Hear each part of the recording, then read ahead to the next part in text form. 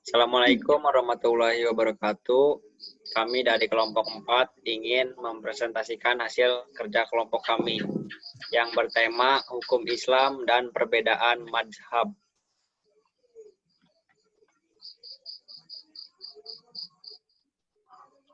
Kita di sini beranggotakan 3 orang. Yang pertama Hasna Adelia Hidayat dengan NIM 200612635230 dan Nikma Leonita dengan NIM 200612635321 dan Ruri Hidayat 200631634094.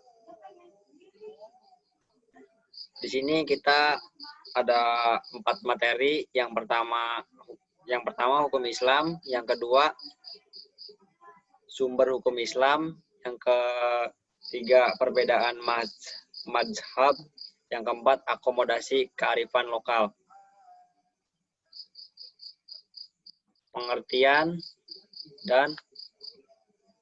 Pengertian hukum Islam dan ragamnya. Hukum Islam. Hukum Islam merupakan gabungan dari 2 kata, yaitu hukum dan Islam. Yang keduanya sama-sama berasal dari bahasa Arab, yang kemudian diserap menjadi bahasa Indonesia.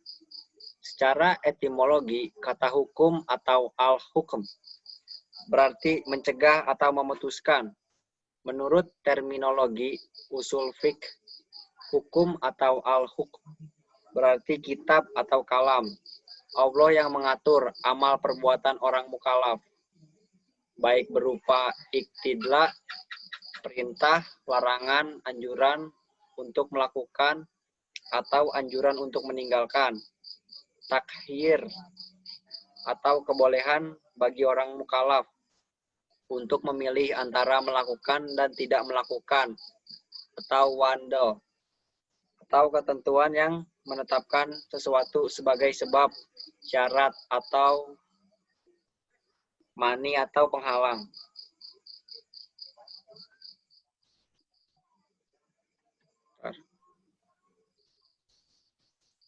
Jenis-jenis hukum Islam ada 2. Yang pertama hukum taklifi, yang kedua hukum wadli. Yang pertama hukum taklifi. Hukum taklifi adalah hukum syariat Islam yang mengikat dan berlaku untuk orang mukallaf, baik berupa perintah, larangan, kebolehan, anjuran melakukan, dan anjuran untuk tidak melakukan sesuatu. Hukum taklifi secara sederhana dapat dikatakan dengan hukum yang berkaitan dengan wajib, haram, makruh, sunnah, atau mubah. Hukum tersebut selalu membebani orang mukallaf selama masih berakal, seperti kewajiban seseorang melaksanakan sholat wajib 5 waktu, sunnah melaksanakan puasa Senin Kamis, dan lain sebagainya. Hukum wadli. Hukum wadli merupakan ketentuan-ketentuan hukum yang mengatur tentang karena, syarat, makni, atau suatu yang jadi penghalang kecakapan untuk melaksanakan hukum taklifi. Dapat pula diartikan hukum wad'i merupakan hukum yang menerangkan hukum taklifi ataupun yang menjadi akibat dari penerapan hukum taklifi. Unsur-unsur dari hukum wad'i ada 4 hal, yaitu syarat, sebab, akibat, dan mani. Unsur-unsur hukum wad'i. Syarat setiap perbuatan orang yang cakap hukum mukallaf harus memenuhi syarat supaya perbuatan hukumnya sah. Seperti syarat sah sholat harus dalam keadaan suci dari 2 hadas. Yang kedua, sebab setiap perbuatan mukhalaf menimbulkan sebab adanya hukum dan sebaliknya. Contoh, orang yang mampu untuk beribadah haji merupakan sebab diwajibkannya haji. Yang ketiga, akibat dari perbuatan orang mukallaf terdapat hukum taklifi berpotensi terhadap 2 akibat, yaitu sah dan batal. Sah apabila syarat-syarat dari perbuatan sesuai dengan syarat dan sebaliknya. Mani adalah penghalang dari kebebasan mukallaf untuk melaksanakan sesuatu atau adanya hukum seperti terhalanginya seseorang pertalian darah adalah menjadi sebab yang memperbolehkan pewarisan harta. Syaratnya juga telah wujud disebabkan salah seorang daripada keduanya telah meninggal dunia.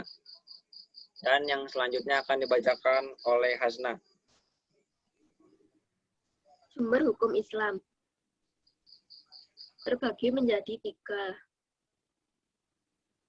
yaitu Al-Quran, hadis, dan ijtihad.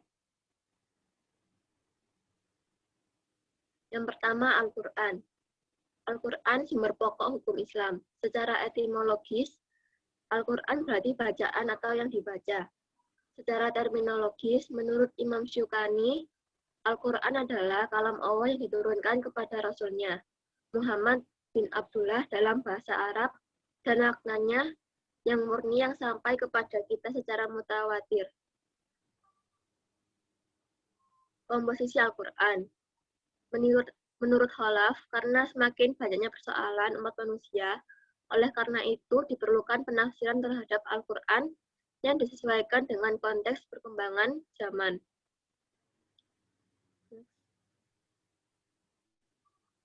Yang kedua, hadis, sumber hukum Islam kedua. Hadis secara etimologis berarti perkataan, cerita, atau kejadian.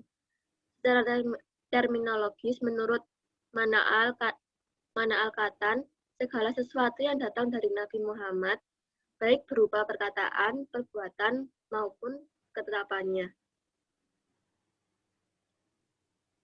Fungsi hadis.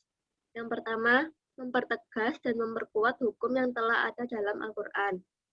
Yang kedua, menjelaskan, menafsirkan, dan merinci ayat-ayat Al-Quran yang masih umum dan samar. Ketiga, mewujudkan hukum atau ajaran yang tidak tercantum dalam Al-Quran, tetapi tidak bertentangan dengan Al-Quran.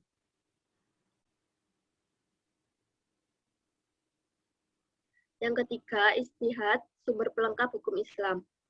Secara bahasa, mencurahkan segala kemampuan untuk merealisasikan sesuatu. Sedangkan menurut istilah Imam Ghazali, ijtihad adalah upaya seorang mujtahid mencurahkan kemampuannya dalam memperoleh pengetahuan tentang berbagai fungsi, menetapkan hukum sesuatu yang tidak ditemukan dalil hukumnya secara pasti di dalam Al-Quran dan hadis. Ijtihad diklasifikasi menjadi 2, yaitu ijtihad fardhi dan ijtihad jama'i. Ijtihad fardhi adalah ijtihad yang dilakukan oleh individu mulai ditinggalkan karena banyak mengandalkan kapabilitas individu yang minim sudut pandang. Ijtihad jama'i adalah ijtihad yang dilakukan oleh banyak orang kolektif dan berbagai disiplin ilmu. Dalam ijtihad jama'i, persoalan dikali dari berbagai sudut pandang, sehingga meminimalisir kesalahan dalam kesimpulan. Selanjutnya akan dijelaskan oleh Nikmah. Perbedaan mazhab dan penyikapannya. Pertama, bermazhab dan urgensinya. Kajian hukum Islam mazhab merupakan sebuah tema yang selalu menarik untuk didiskusikan. Kamus Fikih Kal Ahji tahun 1996 2389, mazhab adalah metode tertentu dalam menggali hukum syariah yang bersifat praktis dari dalil-dalilnya yang bersifat kasuistik.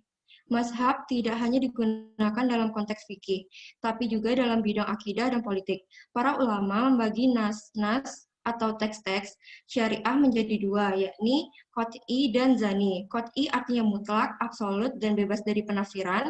Zani artinya interpretatif dan mungkin ditafsirkan. Kedua, ragam mazhab fikih.